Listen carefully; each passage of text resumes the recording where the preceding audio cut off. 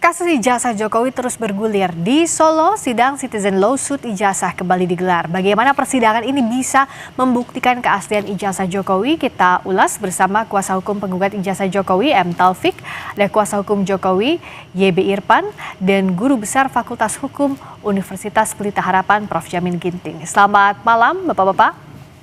Selamat malam. Selamat malam, Priska. Selamat malam. Malam, Pak Taufik. Malam, Bro. Selamat malam, Rizka. Selamat malam. Saya mau tahu dulu dari sisinya penggugat, Pak Taufik. Sebenarnya kalau dari sidang hari ini, mengapa ajukan saksi juga ahli dan tadi kan ditunjukkan bahwa perbandingan dengan ijazah UGM tahun 1985. Tapi apakah pembandingnya ijazah asli Pak Jokowi bisa jadi pembanding? Karena kan belum ditunjukkan di muka sidang. Ya, ini harus dipahamkan dulu, gugatan kami adalah gugatan Citizen Lawsuit, Ya. yang artinya gugatan yang meminta kepada negara untuk bersikap soal ijazah ini sudah berlarut-larut, dan hingga pembuktian hari ini yang merupakan notabene adalah pembuktian hari kedua para tergugat. Dalam hal ini tergugat 1 mewakili Pak Joko Widodo, tergugat 2 mewakili Rektor UGM, tergugat 2 wakil Rektor 2, dan tergugat 4 kepolisian, serta turut tergugat adalah Universitas Gadjah Mada sebagai institusi. Sejauh ini mereka tidak sungguh-sungguh menyajikan bukti. Jadi kalau lebih tepat mereka itu menyajikan narasi. Narasi itu didapat dari yang pertama, tergugat 1 itu menyajikan bukti surat tanda pengaduan polisi, ya. Jadi sama sekali tidak ada bukti fisik, baik itu berupa kopi ijazah, lebih-lebih asli. Nah, pertanyaan tadi, kenapa saya menghadirkan? Kan saya ingin menunjukkan bahwa tidak seperti yang dibilang oleh orang-orang yang selama ini mengatakan asli. Sudah diuji. Siapa yang menguji? Yang menguji adalah Pak Rujito. Pak Rujito ini memiliki kakak yang kuliah dan sama-sama tuh lulus tahun 85. Dan ternyata beliau juga pernah melihat ijazah yang konon, ijazahnya Pak Jokowi yang pernah diupload di akun X atau Twitter pada 1 April 2025 yang ditonton lebih kurang 7,9 juta, itu berbeda sama sekali. Lalu saksi kami yang kedua adalah Komjen Purnawirawan Polisi Ugroseno. Beliau itu setelah pensiun diundang oleh Pak Jokowi, jadi ketemu secara fisik. Dan tadi dibandingkan apakah ijazah yang dilihat itu sama dengan wajah Pak Jokowi. Nah, sementara dimanapun yang dijadikan alat bukti atau ditunjukkan ijazah Pak Jokowi, ya tidak jauh berbeda dengan apa yang pernah diposting Dian Sandi. Jadi kalau kita mengatakan pembuktian, ya seperti itulah mekanisme pembuktian. Baik, sampai di sana saya tanyakan ini ya Pak Taufik ke Pak Irfan. Di sidang tadi masih diragukan soal fotonya Pak Jokowi dianggap tidak sama, pun juga ijazahnya berbeda dengan kawan seangkatannya di 1985. Tadi juga Pak Taufik bilang bahwa yang sejauh ini tidak ada pembuktian secara bukti kuat, tapi adanya narasi. Silakan Pak Irfan. Terima kasih, Priska. Menanggapi apa yang disampaikan oleh rekan sejawat saya, Dr. Muhammad Taufik, yang perlu dipahami dalam hal ini adalah apa sebetulnya yang menjadi peristiwa atau peristiwa yang menjadi pokok sengketa di dalam gugatan CLS sebagaimana diajukan oleh top-topan hakim. Nah, kalau kita cermati secara seksama bahwa peristiwa hukum yang menjadi pokok sengketa adalah mengenai tindakan Pak Jokowi yang menolak secara tegas untuk memperlihatkan ijazah asli kepada tim pembela ulama dan aktivis. Pertanyaannya adalah, apakah salah? Apakah merupakan suatu perbuatan melawan hukum? Apakah merupakan onrehmat gedek tindakan yang dilakukan oleh Pak Jokowi untuk tidak memperlihatkan ijazah asli kepada tim pembela ulama dan aktivis? Karena secara hukum Pak Jokowi tidak ada kewajiban untuk memperlihatkan ijazah itu kepada TPUA, mengingat TPUA adalah bukan merupakan suatu institusi yang diberi kewenangan sebagaimana layaknya aparat penegak hukum. Untuk itu, karena segala dalil-dalil gugatan yang disampaikan oleh penggugat, kami selaku Tegas 1, selaku kuasa hukum Pak Jokowi menyangkal secara tegas sesuai HIR 163, justru penggugat yang harus membuktikan. Baik. Inilah pernyataan yang perlu kami sampaikan kepada Saudara Taufik. Baik, Prof. Jamin, jadi dalam persidangan ini apa yang harus dibuktikan? Karena kan kasus ini berjalan secara pidana, ada juga citizen lawsuit-nya sedang berjalan. Apa Prof. Jamin dan bagaimana beban pembuktiannya? Ya, sedikit saya jelaskan dulu ya. Apa sih esensi daripada citizen lawsuit itu? Nah, citizen lawsuit itu adalah kedudukan yang mengajukan gugatan itu adalah warga negara atau kelompok warga negara.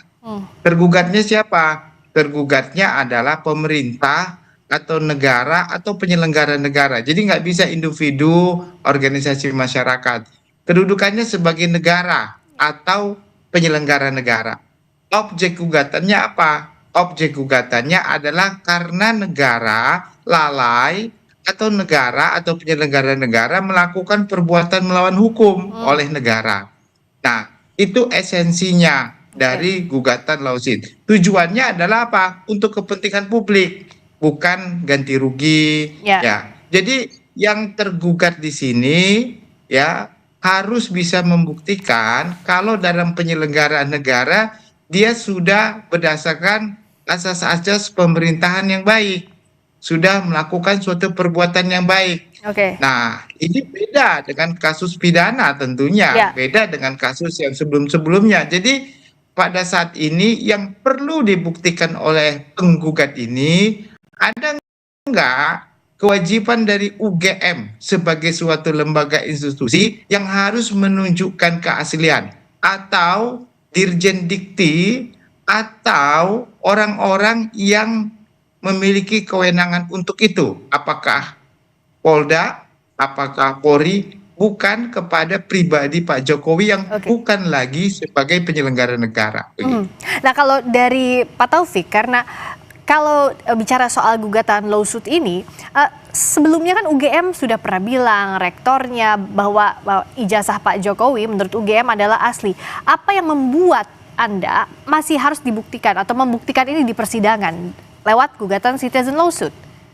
Ya, pertama saya koreksi dulu. Kita tidak menggugat Jokowi sebagai pribadi. Jangan lupa, Jokowi atau Pak Jokowi itu adalah entitas yang berada di Danantara. Danantara itu adalah lembaga negara. Jadi tidak bisa yang analisa mengatakan pribadi. Siapa yang menggugat pribadi? Lalu yang kedua, kami juga menggugat yang namanya Rektor Universitas Gadjah Mada. Kami menggugat Wakil Rektor. Kami menggugat Kapolri. Kenapa? Karena institusi itulah yang menyatakan mereka memiliki jasa sah. Bahkan kepolisian itu menyita di dalam proses pelaporan. Maka menjadi satu keanehan begitu. Kenapa sampai berlarut-larut bahwa negara yang seharusnya menyelesaikan isu tentang ijazah ini secepat mungkin, bahkan tadi rekan JB Irfan itu mengatakan akan meminjam kepada Polri, padahal Polri kami gugat. Jadi tidak ada lubang yang lolos yang lewat dari gugatan kami. Nah,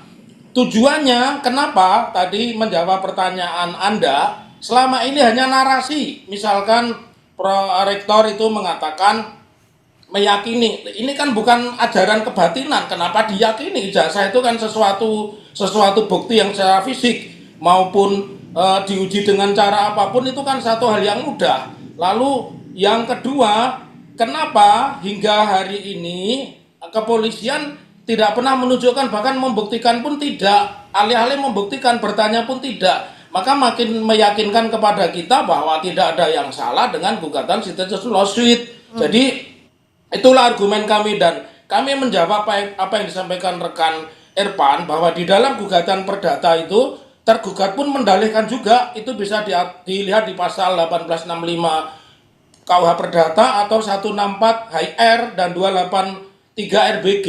Jadi mendalihkan itu juga membuktikan, bukan hanya penggugat. Kalau begitu kan berarti gugatan kami ini kemungkinan besar dikabulkan. Begitu pendapat kami. Terima kasih. Pak Irfan juga apakah meyakini bahwa gugatan ini akan dikabulkan kalau tadi versinya Pak Taufik dan dianggap bahwa pihak Anda sejauh ini lebih banyak melempar narasi terkait dengan pembuktian ini, tapi jawabnya usai jeda di Sapa Indonesia Malam. Kami masih bersama dengan kuasa hukum penggugat ijazah Jokowi M. Taufik, kuasa hukum Jokowi YB Irfan, dan Guru Besar Fakultas Hukum Universitas Pelita Harapan Prof. Jamin Ginting.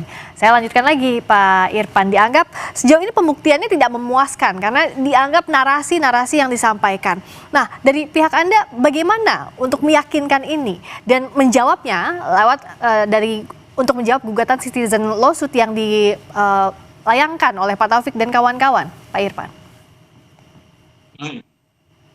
Terkait dengan gugatan CLS yang pada saat ini sedang dalam tahap pemeriksaan bukti, pada tahap jawab jinawab kami sudah memberikan suatu tanggapan dalam bentuk eksepsi yang pada pokoknya bahwa gugatan sebagaimana dimaksud tidak memenuhi karakteristik sebagaimana gugatan CLS yang disebutkan oleh Prof. Jamin.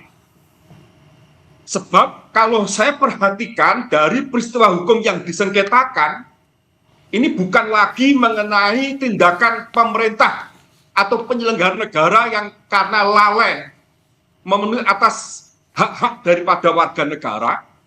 Begitu juga pihaknya, Pak Jokowi dalam hal ini bukan lagi sebagai pejabat negara, melainkan sebagai warga negara biasa. Kemudian kalau saya perhatikan dari petitumnya atau hal-hal yang dimohonkan agar diputus oleh majelis hakim, bukan lagi dalam bentuk kebijakan yang harus diambil oleh penyelenggara negara dengan harapan jangan sampai hak-hak warga negara yang selama ini terabaikan terulang kembali, melainkan tuntutan yang dimaksud sebatas yang pertama menyatakan para tergugat perbuatan melawan hukum, kemudian menyatakan agar Pak Jokowi menyampaikan pernyataan maaf kepada penggugat. Memangnya siapa itu penggugat? Pak Jokowi supaya minta maaf.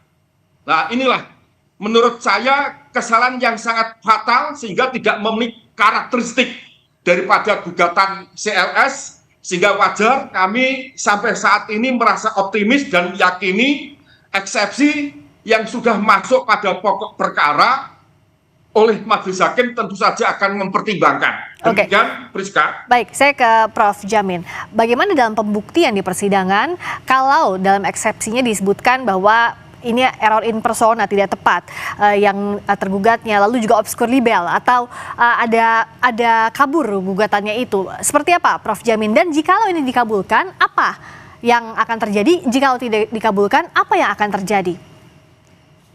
Ya, tentu karena ini spesifik ya. Sampai saat ini kita belum punya undang-undang nih terkait dengan gugatan lawsuit ini ya. Tidak ada undang-undangnya. Jadi acuannya hanya HIR saja begitu ya. Nah, jadi kalau hukum acara yang digunakan memang hukum acara keperdataan ya. Artinya dalam konteks ini kalau eksepsinya dikabulkan, tentu maka gugatan dinyatakan NO ya. NO, jadi tidak dapat diterima. Kenapa tidak diterima? Karena objek yang dimohonkan tidak sesuai dengan karakteristik dari permohonan gugatan lawsuit tadi. Tadi sudah disampaikan. Sebenarnya tuntutan utama daripada citizen lawsuit ini apa sih? Tujuan utamanya adalah supaya itu pemerintah melakukan tindakan yang diharapkan sesuai dengan keinginan dari masyarakat ya, tindakan ya, bukan ganti rugi, bukan uang begitu ya. Lalu melakukan perubahan terhadap kebijakan yang selama ini dianggap salah atau bertentangan, dan juga ada pemenuhan hak konstitusi dari warga negara tersebut. Nah, salah satu kalau tadi disampaikan oleh Pak Taufik terkait dengan meminta informasi publik, sebenarnya itu sengketa informasi publik yang sudah pernah juga diperiksa pada sistem informasi publiknya, sudah waktu itu sudah dilakukan. Jadi saya mengira apa yang menjadi kewajiban negara yang harus dilakukan untuk membuka apakah benar ada ijazah atau tidak, ini lebih spesifik ya. Jadi kepentingan publik yang dimaksudkan itu yang mana? Kalau Oke. terkait dengan kebijakan lingkungan hidup, kebijakan kelistrikan, ya itu bisa jadi terjadi. Tetapi kalau terkait dengan ini, mungkin kemungkinannya menurut saya hakim akan menilai ini apakah sesuai atau tidak sesuai, ya. Tapi kelihatannya lebih mengarah kepada organisasi masyarakat tertentu yang meminta pertanggungjawaban mantan presiden terkait dengan Oke. ada tidaknya ijazah begitu. Saya minta singkat saja ke Pak Taufik maupun ke Pak Irfan. Ke Pak Taufik, apakah Anda yakin tidak ada celah cacat formil sehingga gugatannya bisa dinyatakan NO atau need on verklad atau tidak bisa diterima? Nah, ini sudah terjawab sebenarnya. Kan tanggal 23 Desember persidangan dilanjutkan. Artinya eksepsi yang disampaikan oleh rekan Irfan itu sudah ditolak. Artinya pengadilan negeri Surakarta berwenang. Ya, oke. Lalu hari ini ada kabar bagus. Bonatua itu permohonannya diterima dan KIP. permohon dalam hal ini mantan presiden ke-7 itu untuk menundukkan ijazahnya. Lalu saya menggarisbawahi apa yang disampaikan oleh Prof. Jamin Ginting bahwa hukum itu selalu ada yang namanya escape clause, jalan keluar. Jadi Oke. tidak ada mengatakan tidak ada hukumnya. Jadi Baik. sudah jelas putusan KIP pusat dan ditolaknya eksepsi serta berlanjutnya pemeriksaan itu Baik. merupakan sebuah angin segar. Begitu. Baik. Terima kasih. Kalau Pak Irfan, singkat saja, Anda meyakini bahwa masih ada celah untuk cacat formil? Kami meyakini dan sekaligus koreksi pernyataan yang disampaikan oleh rekan kami Muhammad Taufik bahwa terkait dengan eksepsi yang ditolak adalah kompetensi mengenai kewenangan mengadili atau kewenangan absolut. Namun demikian, selain kompetensi absolut yang pada saat ini telah dinyatakan tidak dikabulkan, masih terdapat eksepsi lain, yakni eksepsi obscur libel, kemudian gugatan tersebut diajukan masih bersifat prematur, oleh karena notifikasi yang disampaikan sebelum 60 hari itu sudah diajukan gugatan, kemudian gugatan tersebut menurut pendapat saya terjadi error in persona, mengingat Pak Jokowi bukan lagi sebagai penyelenggara negara, tetapi di dalam gugatan CLS ini ditarik sebagai pihak tergugat satu. Terima kasih. Baik, prosesnya masih berlangsung. Persidangan CLS ini atau Citizen Lawsuit ini sekaligus juga jadi pendidikan hukum untuk publik. Kita akan lihat kemana arahnya, apa yang jadi putusan hakim. Terima kasih kuasa hukum penggugat ijazah Jokowi, Pak M. Taufik, kuasa hukum Pak Jokowi, Pak Yabi Irfan, Guru Besar Fakultas Hukum Universitas Pelita Harapan, Prof. Jamin Ginting. Selamat malam, terima kasih. Malam. Prof.